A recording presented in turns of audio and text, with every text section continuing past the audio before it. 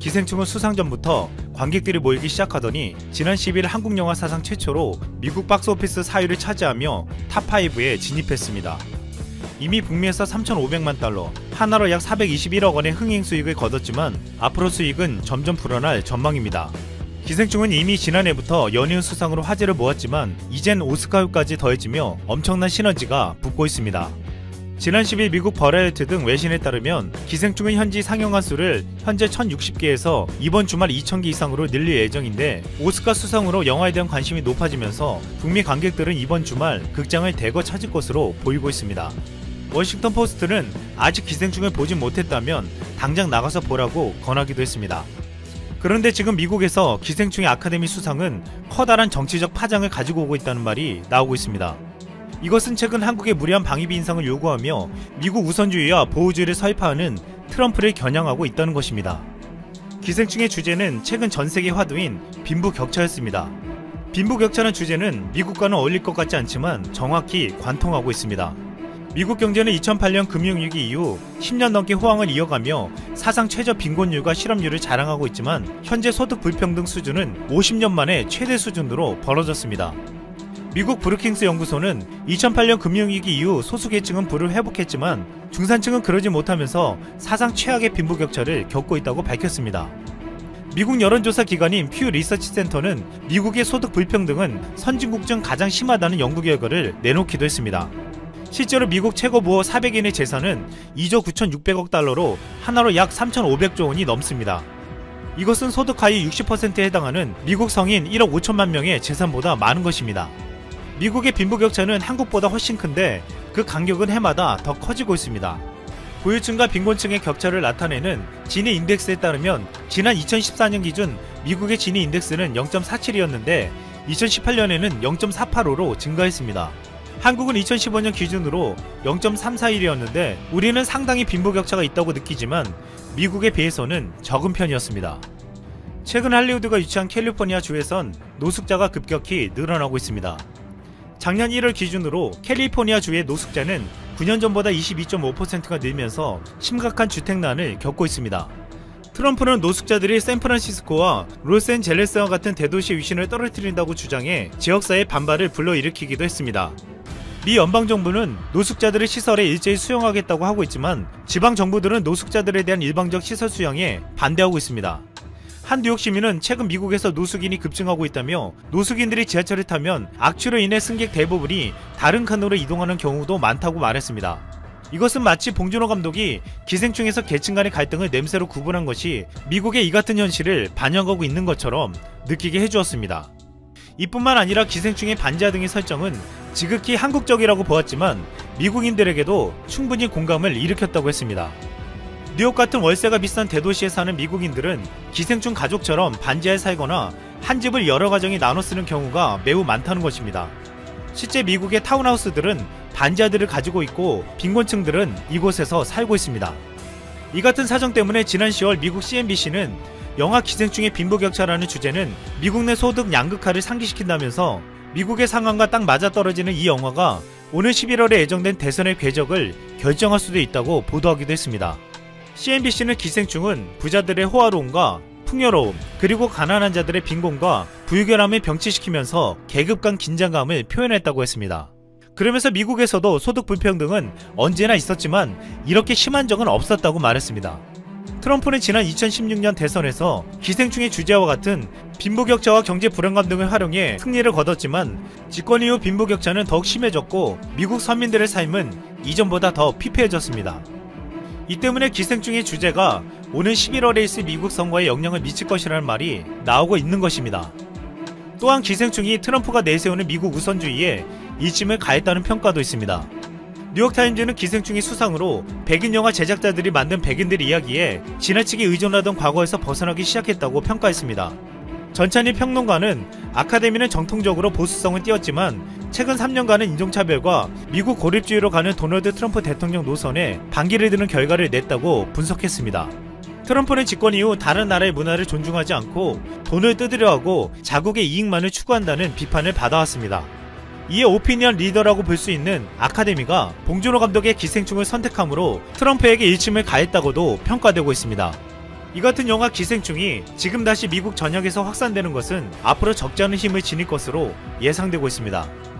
영화 기생충은 작품으로서 이미 놀라운 기록들을 달성했습니다. 지난 10일 기생충은 무려 200여 개의 상을 수상하며 기네스북에 가장 많은 아카데미상을 받은 외국어 영화로 등재되었습니다. 또한 세계적 영화 사이트인 IMDb 관객 선정 최고평가 영화에선 전세계 250편의 작품 가운데 26위에 올랐습니다. 봉준호 감독의 영화 기생충의 영향력은 실로 놀라웠습니다. 이 영화는 미국 사회에 정치적인 메시지를 던지며 트럼프의 대선에까지 영향을 주고 있고, 더 나아가 전세계에 빈부격차, 불평등, 자본주의 폐해, 인간의 존엄성 등의 시대와 지역을 초월한 메시지를 묵직하게 던져주고 있습니다. 영화 빅쇼트의 감독 아담 맥케이는 기생충을 보고 이렇게 말했습니다. 오늘 기생충을 봤다. 웃기고 충격적이고 기념비적이다. 이 영화는 즉시 자본주의라는 종교에 관한 가장 훌륭한 영화적인 선언 중 안녕하세요, 프램프씨입니다. 방금 올라온 CNN의 기사를 소개합니다. 한국은 전문가의 말을 들었다 라는 헤드라인의 칼럼인데, 영국 버킹엄대 임상생화학 교수인 테렌스 켈리 박사의 글입니다. 핵심은 한국은 결국 전문가의 말을 들으면서 확대 추이가 팍 끊겼다는 것이고, 정치인이 나서서 횡설수설한 미국과 영국 그리고 일본은 큰 어려움을 자초하고 있다 라는 것입니다. 이 칼럼에서 한국의 의료 전문가들은 확대되는 검사를 위해 드라이브스루 시스템을 제안했고, 결국은 워킹스루 시스템까지 창안하게 되도록 했다는 것입니다. 그리고 지난 메르스 사태의 뼈아픈 경험 이후 질병관리체제와 진단키트의 신속 승인 제도를 만들었고, 이번에도 2월 초부터 코젠의 시험이 승인되고, 시젠은 2월 12일, 솔젠2와 SD 바이오 센서는 2월 27일에 승인을 받을 수 있었다는 거죠. 이 모든 것이 전문가의 말을 경청한 한국 정부의 결정이었다고 결론을 내렸습니다. 칼럼의 내용 중에는 미국의 트럼프와 영국의 존슨 총리를 강력하게 비난하고 있습니다. 트럼프는 심각한 상황이 아니다. 금방 좋아질 것이다. 질병통제예방센터와 국립보건 등의 지원은 내가 필요할 때의 시스템을 복구할 수 있다. 등으로 엉뚱한 소리를 했다는 것입니다. 그리고 C19의 위험성은 매우 낮다 라고 말한 날 바로 집단적으로 최종 판정을 받는 자들이 쏟아져 나왔습니다. 이에 대해 폭스뉴스는 트럼프가 회견을 하는 날에는 아웃브레이크가 나타난다 라고 비난하기도 했습니다. 트럼프는 이후에도 완벽한 대책이 준비되어 있다 라고 큰 소리를 쳤는데, 현재 미국은 20만 명에서 220만 명까지 불행한 일을 당할 수 있다는 보고서가 올라오는 상황이 되어버린 것입니다. 급기야 미국의 전염병 전문가들이 트럼프는 헛소리하지 말고 하루라도 빨리 한국식 진단검사 시스템을 실시하라. 그래야 전파 속도를 크게 줄일 수가 있다 라고 주장했습니다. 미국 경제 전문 방송 CNBC 보도에 따르면 미국 관련 학회가 주최한 토론회에서 한국의 강력한 진단검사가 전파 속도를 통제했다.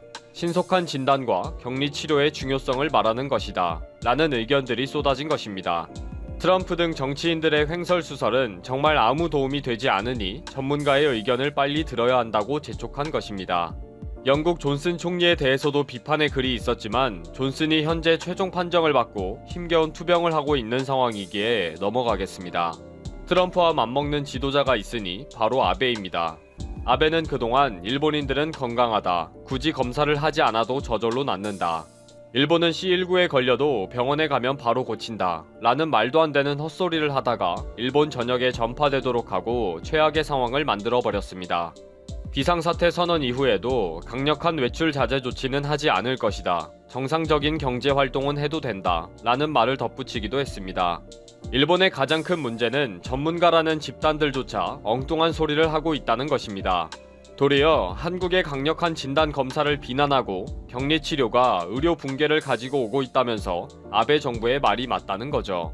정말 죽으려면 무슨 짓을 못할까 싶네요. 아베가 도쿄올림픽 도박 때문에 내세운 엉뚱한 말들이 이제는 일본 국민들이 세뇌가 되어서 씨알도 먹히지 않는 상황이 되다 보니 아무 생각 없이 돌아다니는 것이 면역력을 키우게 된다라는 믿음까지 가지게 되었다는 실정입니다. 아베의 말 한마디에 의료 정책이 왔다 갔다 하는 방역 대책으로는 정말 죽으려고 용을 쓰는 꼴이 되어버린 거죠. 이에 비해 의료 전문가가 전면에 나서서 국민들에게 매일 브리핑을 하는 한국은 도리어 전파 속도를 꺾게 하는 효과를 가지고 있다고 해외 언론들은 나서서 칭찬하고 있습니다.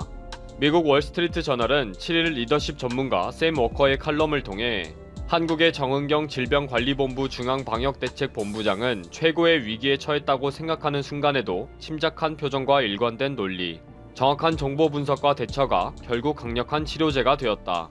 국민들은 그를 신뢰했다. 라고 소개했습니다. 칼럼에서 정 본부장은 항상 지나친 낙관을 경계하면서 하루 최종 판정자가 50명 이하로 떨어졌던 결과에 대해서도 하루 수치를 보고 낙관적인 기대를 하는 것은 굉장히 경계하고 있다. 라고 말했다면서 칭찬하고 있습니다.